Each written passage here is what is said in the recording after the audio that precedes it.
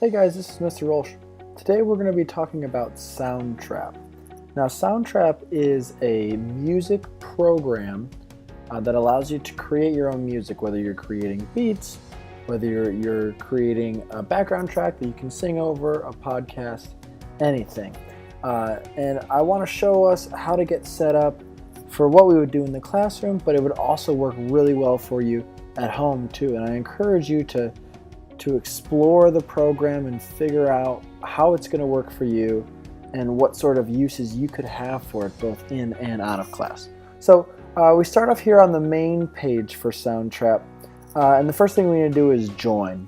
Now up here there are three different options: music makers, storytellers, and education. I know that it would make sense since we are in school for it to go under the education area, but we are not doing that. Since we want to use the free version and have as much access to it most cost effectively, we're going to go under music makers. So music makers, not education. And then we're going to press the big join now button. Again, it's going to ask you, hey, are we going to use personal use or educational use? We're going to use personal because we want the version that we can access anywhere and that we don't have to pay for. So go to personal use, and always, just like anything, we're going to sign up with Google. Now, I already have an account, so it's just going to take me to the main page here, but you will have to set up yours, and it's going to ask you, where are you from? And it's going to ask you how old you are. Now, if you put in an age that is younger than 13, unfortunately, it kicks you out and says you can't use it. So if you're not quite 13, I might change the year a little bit. Just so you make sure that you can get access. If you don't, it's going to kick you out for an extended period of time, maybe until you turn 13. So just be careful of that. Then when you get into Soundtrap, it's going to look like this. You won't have any projects, but the first thing you're going to want to do is you're going to press Enter Studio. Now, when we get in here, it's going to prompt us. It's going to say, okay, what sort of thing are you working on? What we're working on here at first, we're just going to do a blank template, so we can add whatever we want to do, get whatever ideas or whatever. We'll do this a little bit later. So it might ask you, hey, what do you want? And you would just say blank. Now this is a really cool program. We have all of these different options right here.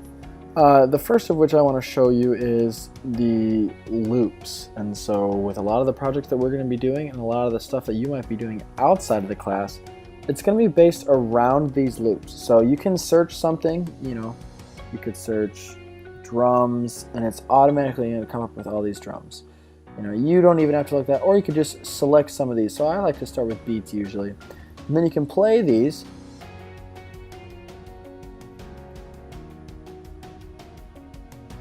You can listen and see which one is going to make the most sense for you. So we'll just take one in here and you drag it in. And it's going to play automatically. Down here you've got your controls, record, it takes you back to the beginning, rewind a little bit, play, etc, etc. So now here, some people you might start and you get past this spot and you're like, oh my gosh, I don't know what to do. This purple bar is looping it, so you can click that on or off. Now, we could, if we wanted to make this really long and repeat over and over again, there up here is a loop function, which you can use to play as long as you want. Make it as short as you want. You can extend it. That's all up to you guys. You could, okay, so let's see. We've got some beats in there. Maybe we'll go and add some effects.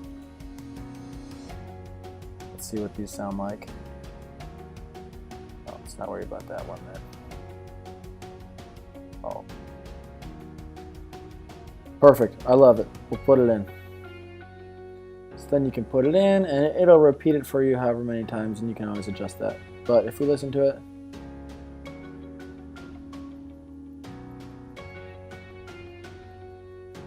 awesome.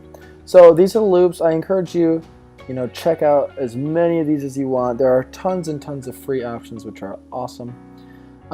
So we can get rid of those loops now. We can add a new track, so maybe we wanted to do like a voice or a microphone or something. We can use that. For a lot of the projects that we're going to be doing in our class, we will not be doing the voice recording. but that's something that I would encourage you to explore otherwise. The pattern beats maker, this is, you can set up your own little beat. Let's see, let's turn this other stuff off. So go back into that patterns beat make.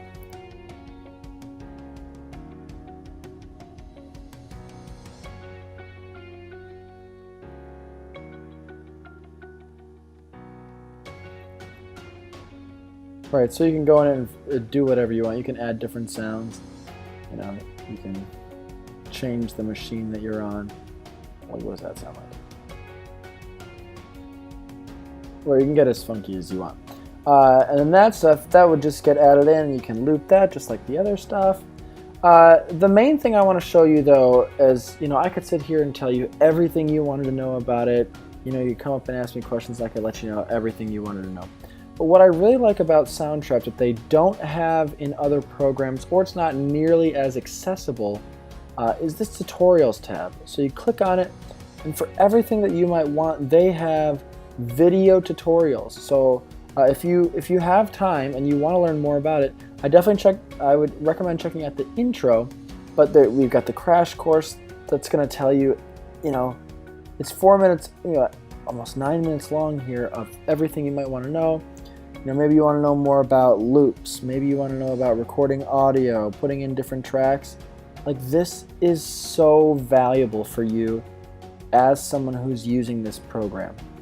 And on top of this, you can invite your friends. So, when we're doing projects in class, especially because we don't know when other people are going to be absent, you can press the invite button here, and we would go to email 2000 number blah blah blah at Fowlerville, etc., etc. So that's what you would use in order to help out with that.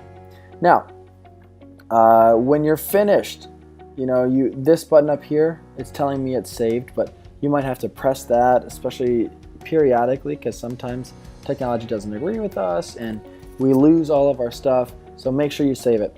Last thing I want to show you before I set you free is, when you're finished with whatever you're doing, how to download this. So Soundtrap makes it incredibly easy to download our music. So we're going to go to this file, go all the way down to export, and we're going to export the project as an MP3. So sometimes you'll get this, it says, hey, it's taking a little bit of time, try back in a little bit. Export as an MP3. It might do this, you just have to be patient with it. When you are able to do it, though, that's going to save immediately on the Chromebooks. It's going to go into your drive, and then when you're on Google Classroom, you just take that file from your Google Drive and you attach it to your assignment. I hope you find a ton of uses for this program. I think it has the opportunity to be really cool and allow you to do tons of different things. It's such a versatile program. Have fun spending some serious time here in Soundtrap. All right, thanks so much.